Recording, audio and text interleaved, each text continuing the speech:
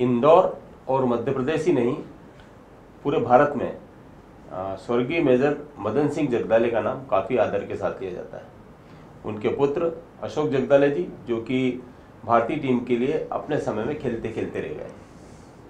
उनके भाई संजय जगदाले साहब, जिन्होंने बीसीसीआई के सिलेक्टर और सचिव पद को सुशोभित किया। मेजर साहब के सबसे छोटे पुत्र योगेश जगदाले जी, जो कि मेरे पास बैठे हुए हैं, मैं उनसे बहुत सारे प्रश्न करूंगा, बहुत सारी जिज्ञासाएं शांत करूंगा। लेकिन मैं आपको एक बात बताना चाहता हूं कि क्रिकेट के भगवान सचिन तेंदुलकर के कोच स्वर्गीय रमाकांत आचरेकर साहब, वे बहुत अच्छा क्रिकेट नहीं खेले थे। विराट कोहली के कोच राजकुमार शर्मा जी, उन्होंने भी कभी डोमेस्टिक क्रिकेट नहीं खेला।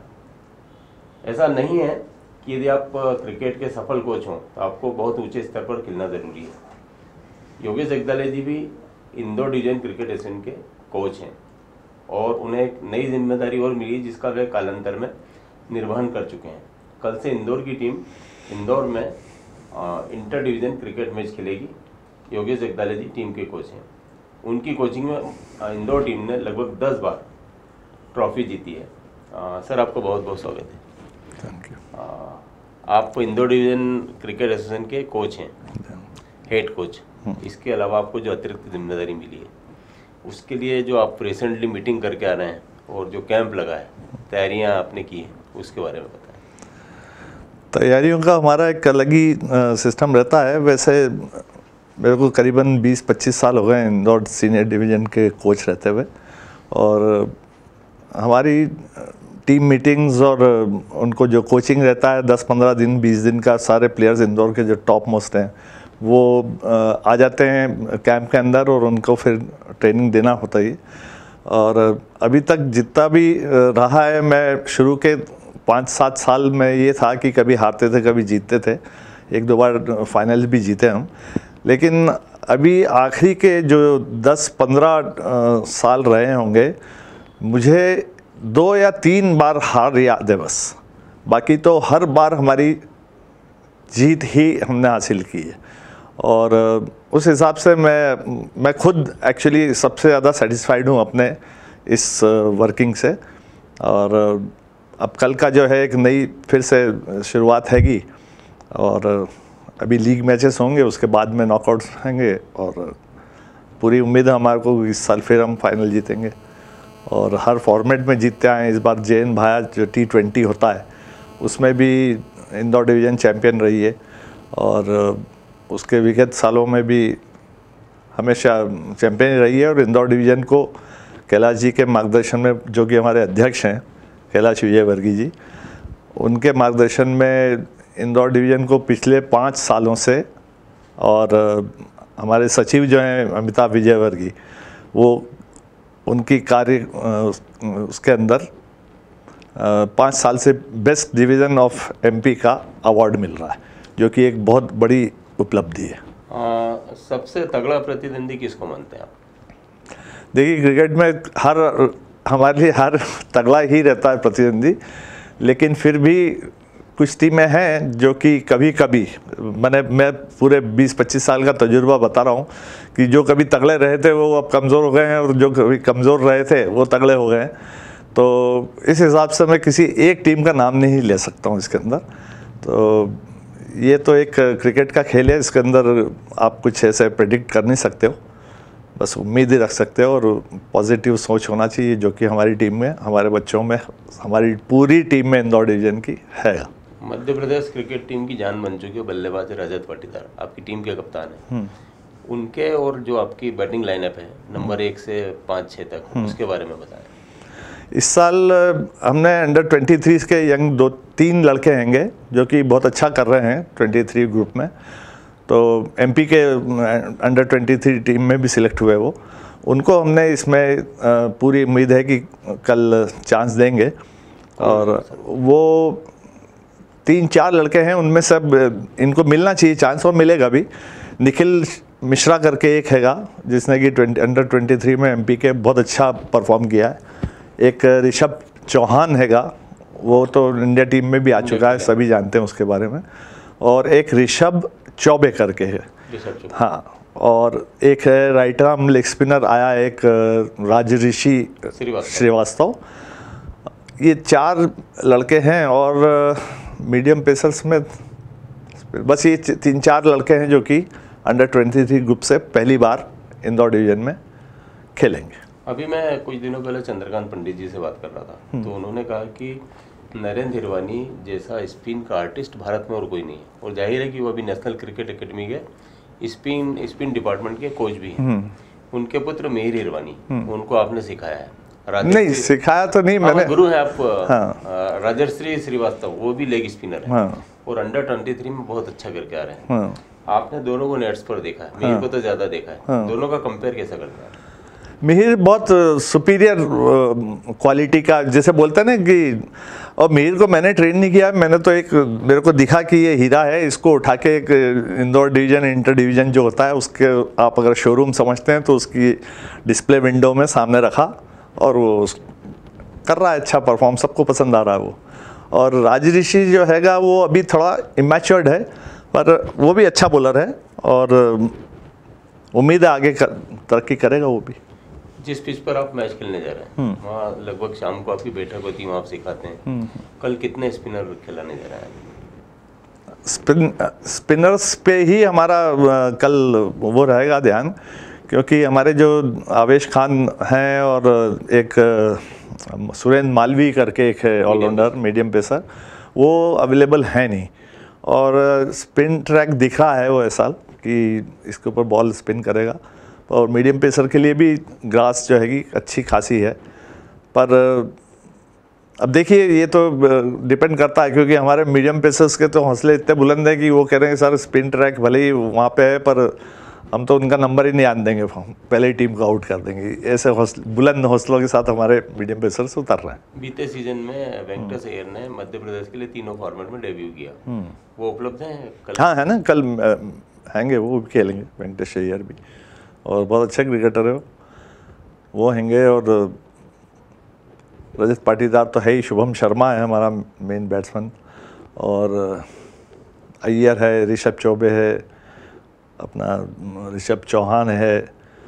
ये लोग बहुत अच्छे बल्लेबाज हैं और इनके ऊपर करते आए ये लोग। फिर भी हमारे जो ये देखा जाए तो 3-4 लड़के जो हैं अभी उपलब्ध नहीं है हमको, पर उनके बिना भी पहले भी कई बार हुआ है कि हमारे अच्छे अच्छे खिलाड़ी जो है उपलब्ध नहीं रहते, पर हमारी टीम का टीम वर्क कैसा रहता है कि हम एक तरफा जीतते हैं।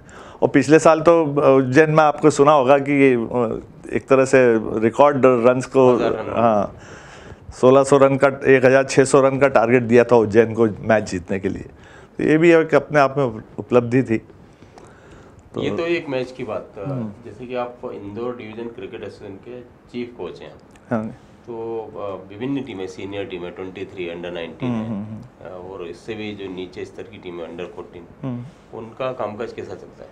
सबका सब आते हैं। हमारी डिवीज़न की क्या है, इंफ्रास्ट्रक्चर इंदौर डिवीज़न का बहुत सुधर गया जब से कैलाश जी आए हैं। उनमें जिमखाना मैदान जो कि इंदौर का एक बहुत ही मैंने अहम स्थान रखता था जहाँ पे कि क्रिकेट होता था, उस जिमखाना मैदान की हालत जो थी पहले इतनी ख़राब थी कि हर कोई जानता है यहाँ पर, लेकिन अब आके देखें तो बिल्कुल पूरा ग्रीन आउटफील्ड है और सारी सुविधाएं नेट्स के लगी हुई हैं, सब कुछ उपलब्ध है वहाँ पे।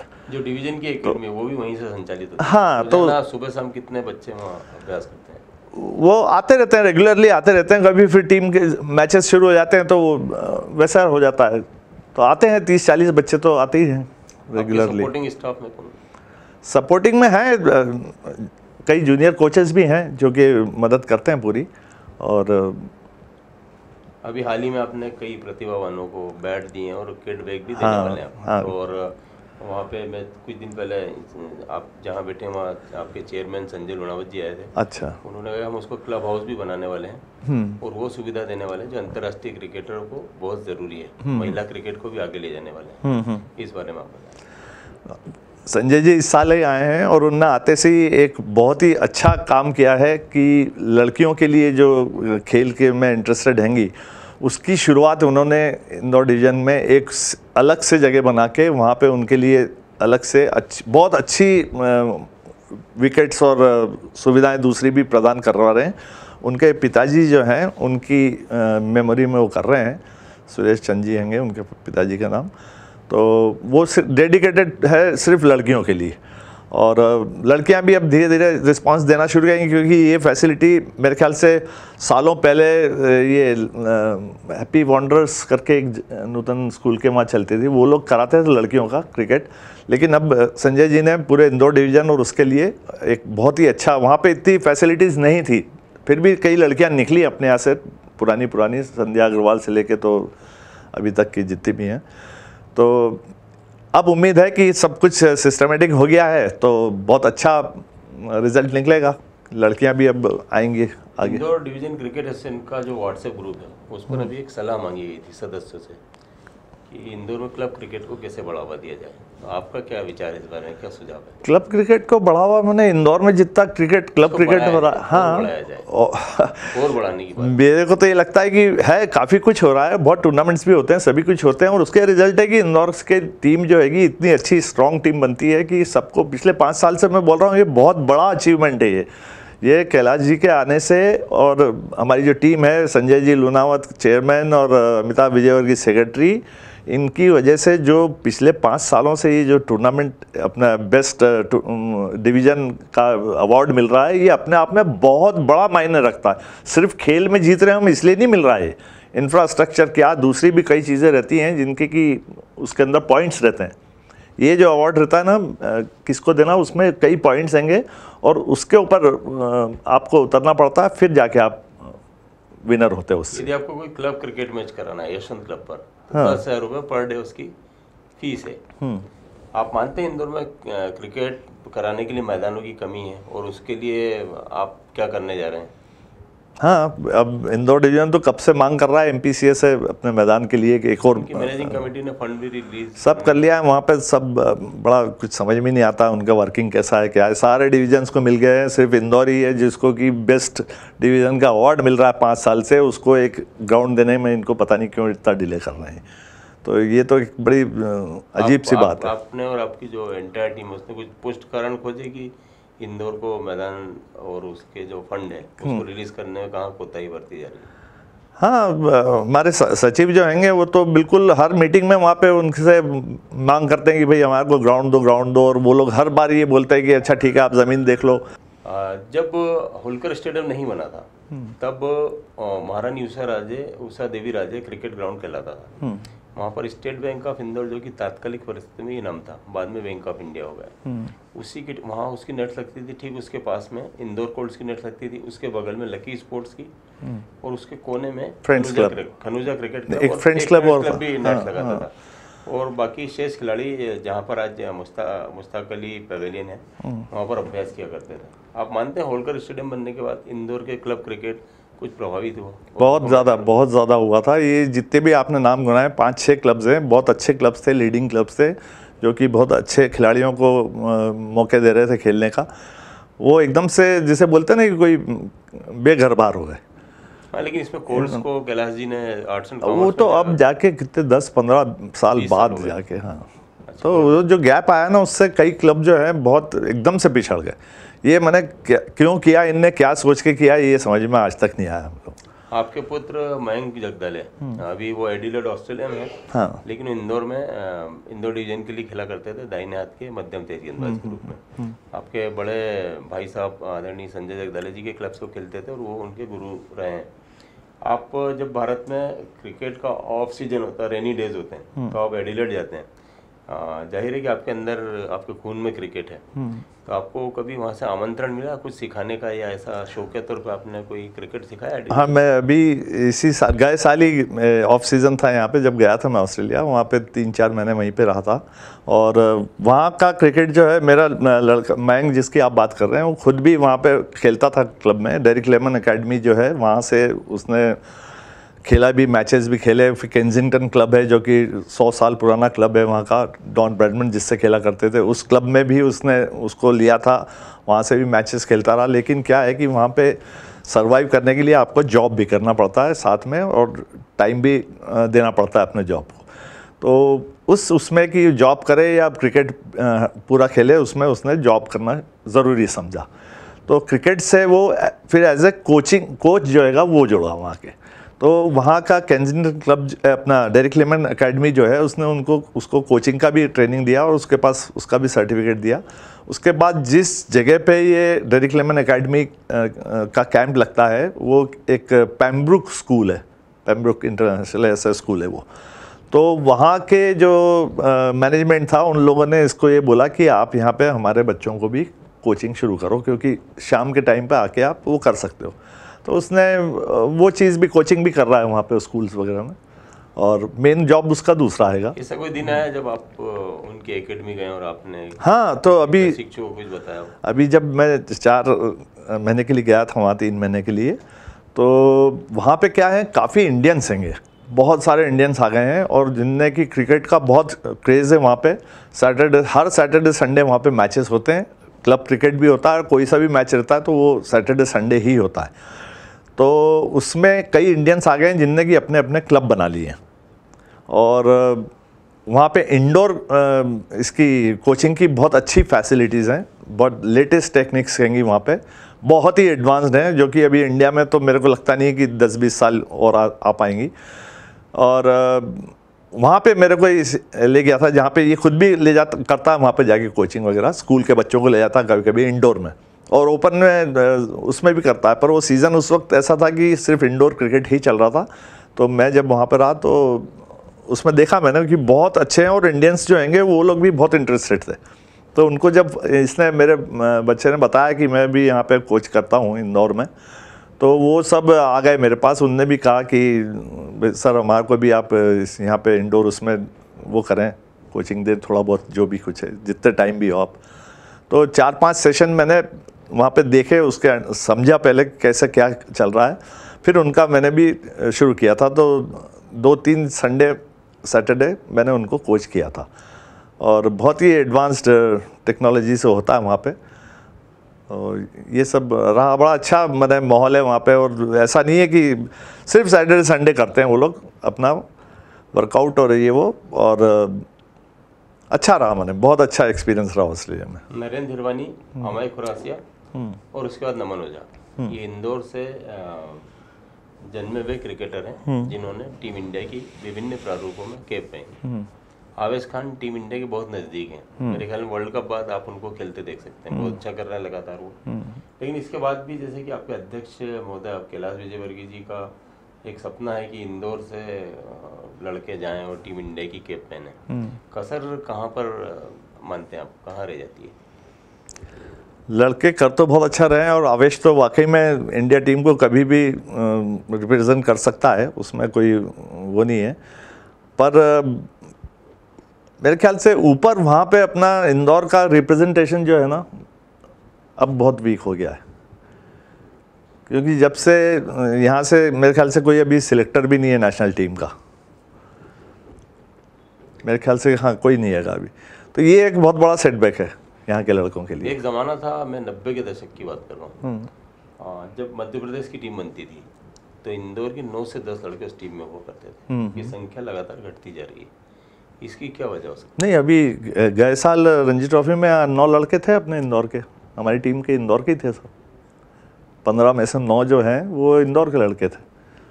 और एक विचार है जैसे कि महाराष्ट्र में महाराष्ट्र की टीम है, विदर्भ की टीम है, मुंबई की पृथक टीम है, ऐसा दिन आ सकता है, ऐसा विचार किया जा सकता है कि इंदौर की, शेष मध्य प्रदेश और इंदौर की एक अलग टीम बने जाए? ये तो वहाँ की पॉलिसी बीसीसीआई की जो है, और ये लोढ़ा कमेटी के जो रिकमेंडेशंस आए हैं अभी, उसमें मेरे ख्याल से ये चीज़ पॉसिबल नहीं हो पाएगी, क्योंकि जो एग्जिस्टिंग हैं उन लोगों तक उनने शायद बैन लगा दिया है कुछ टीम्स पे।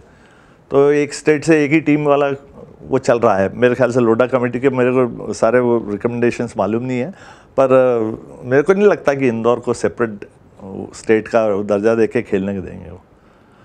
तो ये हैं योगेश जगदाले साहब, जो कि इंदौर की महान क्रिकेट परंपरा को आगे बढ़ाने वाले मेजर मदन सिंह जगदाले के छोटे पुत्र हैं। ये आए हमारे बीच, हमसे काफ़ी अच्छी और सारगर्भित बातें की। मैं जगदाले सर को कल के मैच के लिए, पूरे टूर्नामेंट के लिए शुभकामना देता हूँ, और जो आपकी नेतृत्व में, कैलाश विजयवर्गीय जी के नेतृत्व में, अमिताभ विजयवर्गीय की कप्तानी में, संजय लोणावत जी के सहयोग से इंदौर डिजाइन क्रिकेट एसोसिएशन जो उत्तरोत्तर प्रगति कर रहा है, उसमें और बढ़ोतरी। बहुत बहुत धन्यवाद। Thank you.